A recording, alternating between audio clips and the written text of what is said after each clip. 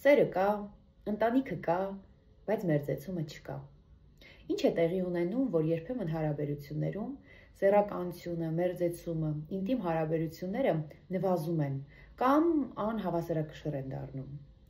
Երբեմն այս ամենը պետք չէ կապել սիրո բացակայության հետ, ինչպես անում են հաճախ զույգերը, մտածում են, որ երևի ինձ էլ չի սիրում, երևի ինձ էլ չի ցանկանում։ Փորձը ցույց է տալիս, որ կյանքի ընթացքում մեր կյանք է ներխուժում լարվածությունը, ստրեսը, հոգնածությունը, որի պատճառով զույգերից մեկը սկսում է ընդհանրապես չզգալ սեռական ցանկություն կամ շատ նվազում է իր մոտ սեռական ցանկությունը։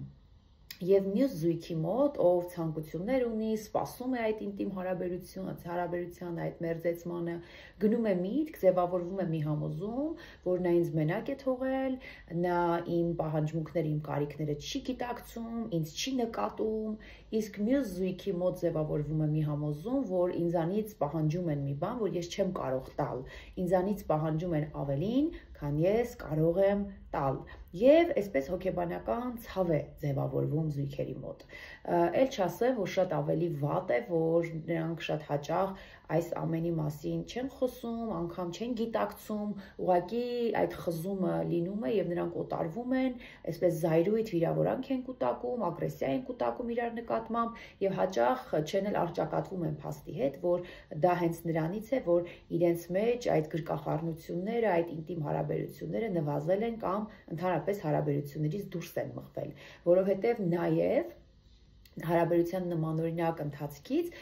զույգերից մեկը, ով անվերջ սպասում է այդ հարաբերություններին, բայց չի ստանում, նա սկսում է ապրել առանց այդ ամենի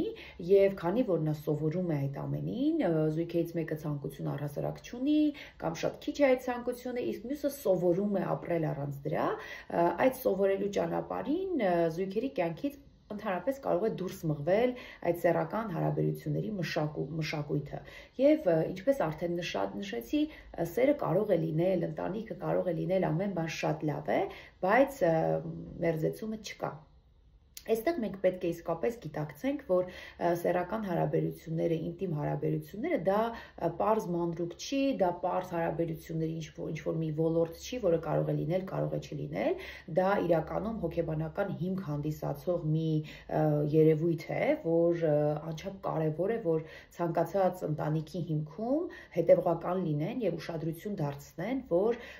իսկապես սեռական հարաբերությունը, այդ զույգի մերձեցումը դուրս չգա իրենց պատկերացումներից, իրենց կյանքից, օրակարգից, հարաբերություններից, որովհետև դա իր հետ շատ ավելի բարդ հետևանքներ է բերում։ Ինչ անել, ընկերներ, հա, եթե դուք ձեր ընտանիքում ունեք նման խնդիրներ, նման դժվարություններ։ Նախ անչափ կարևոր է, որ առանց մեղադրանքի դուք ձեր մեջ ուժ գտնեք խոսելու այս ամենի մասին, հա, խոսելու, որ ոչ թե դու սենց, դու նենց, դու, այլ ուղղակի ասել, որ ես ինձ մենակ եմ զգում, ուղղակի ասել, որ իմ պահանջմունքները բավարարված չեն, ուղղակի ասել, որ երբ որ դու ինձ ուշադրություն չես դարձնում, չես կպնում, չես գրկում, այսպես օրվա վերջում գալիս ենք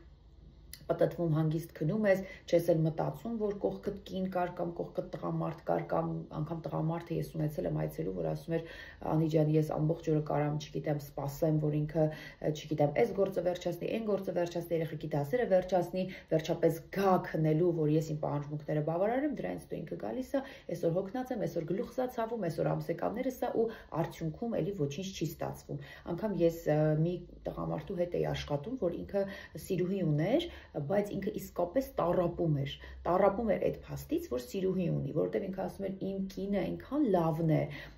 արժանի չէ իմ սիրուհին իր մազը չարժե, բայց ոնց որ այնքան ինքը որպես կին ինձ որպես տղամարդ սեռականորեն չի բավարարում, որ ես ստիպված գնում եմ նմանօրինակ չգիտեմ, կանանց մոտ եւ իսկապես ինքը տառապում էր եւ այդտեղ թեև մենք աշխատեցինք զույգերով, կինը ասում էր, որ ես հոգնած եմ, դու ինձ չես օգնում տան գործերի մեջ, ես առավոտը վեր եմ կենում, չգիտեմ, ես քանի ժամ քշում ա ավտոբուսով հասնում ա իր աշխատավայր, հետո հոգնած տուն ա գալիս, տանը իրեն սպասում են, չգիտեմ,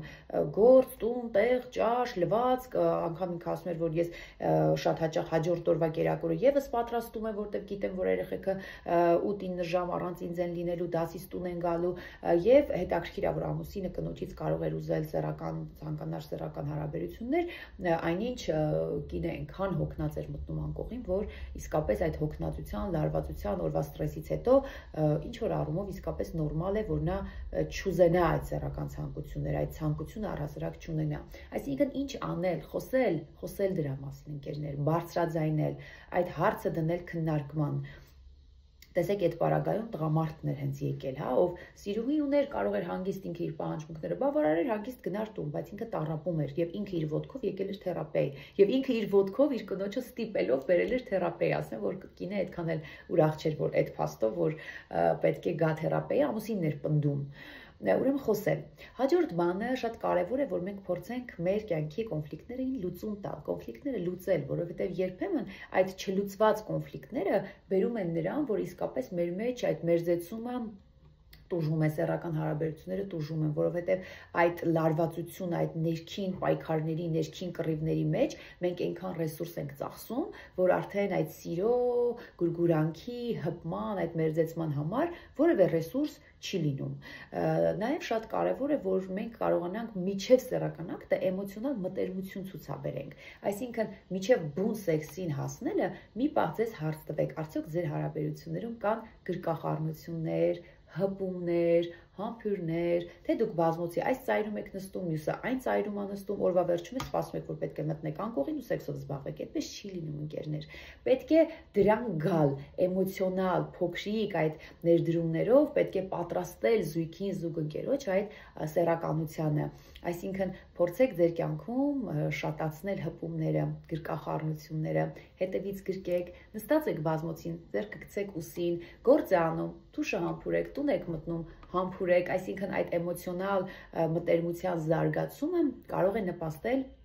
սեռական հարաբերությունների ակտիվացմանը։ Նաև շատ կարևոր է, որ մենք կարողանանք թերապիա անցնել։ Եթե դուք տեսնում եք, որ դուք որպես զույգ ձեր ներսում չեք կարողանում թե զրուցել, թե ձեր խնդիրներն ու կոնֆլիկտները լուծել, թե ձեզանից ինչ-որ մեկը ասում է, դու գիտես, որ ես էմոցիոնալ այտենց ցիցիկ բաներ չեմ սիրում։ Հիմա հիշեցի մի այցելու խոսք, որ ես այտենց բաներ չեմ սիրում, գրկել, պատչել, ճլփ, այդ ինչ է, անգամ մարդիկ կան, որ դիմացի զույգն է իրենց ներկայությամբ այդպես անում, օրինակ կարող են նրանք նստել զույգերով եւ օրինակ զույգերից մեկի ամուսին այսպես ձեռը գցի կնոջ ուսին, քաշի, մի հատ է ճակատը պատչի, իրանք դրանից է կարան ներվայնանան, որ այդ ինչ է, իրար հետ նստած ենք, չգիտեմ, կնոջը պատչում է,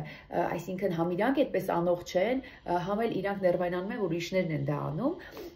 համենայն դեպս եթե դուք ունեք այսպիսի խնդիրներ, դժվարություններ, ինչու՞ չէ, եկեք նաև թերապևտիկ դաշտում մենք փորձենք գտնել առողջ լուծումներ, խնդիրները լուծելու ճանապարհներ,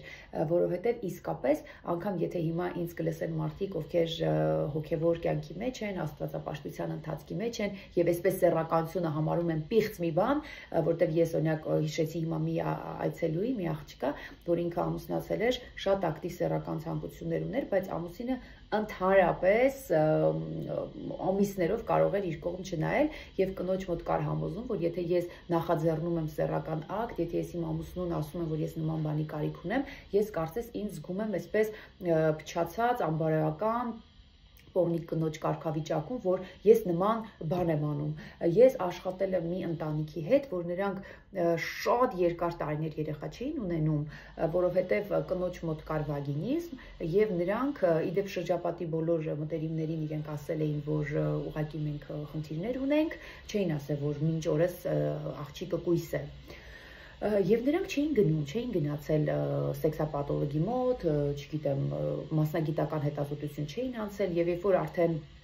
աղջիկը տարիներ հետո 13 տարվա զույգ էին, ամուսնալուծվել էր, հոր տանն էր, եկավ հոգեբանի եւ հետո արդեն ամուսինը եկավ, պարզ դարձավ, որ այստեղ եղել է վագինիզմ եւ նրանք ուղղակի չեն զբաղվել իրենց առողջությամբ, չեն զբաղվել սեռական դաստիարակությամբ, սեռական առողջությամբ եւ բանը հասել էր նրան, որ իրենք այդքան տարի երեխա չունենային եւ սեռական հարաբերությունները այսպես անսովոր տարօրինակ վիճակում լինեին կամ ընդհանրապես չլինեին։ Ընկերներ, այսինքն նաև դիմեք սեքսապաթոլոգին, դիմեք հոգեբանին, աշխատեք մասնագետների հետ, մի թողեք, որ իսկապես ձեր մի զուգընկերը սովորի առանց ձեզ ապրելուն,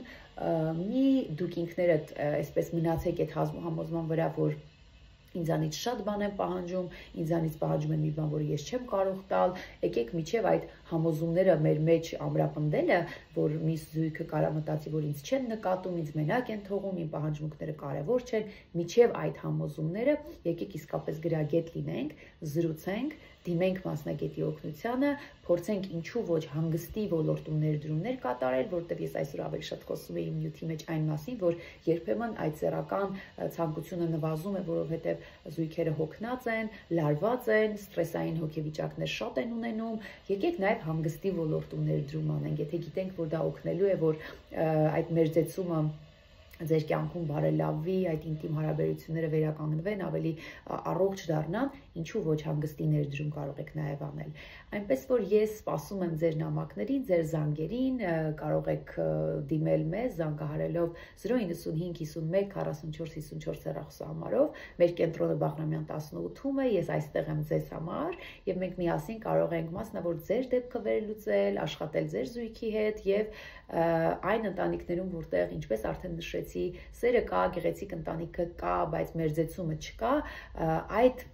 ոլորտի վրա էլ ներդրում անենք ամեն ինչ ավելի ամուր դարձնելու համար։ Ցտեսություն։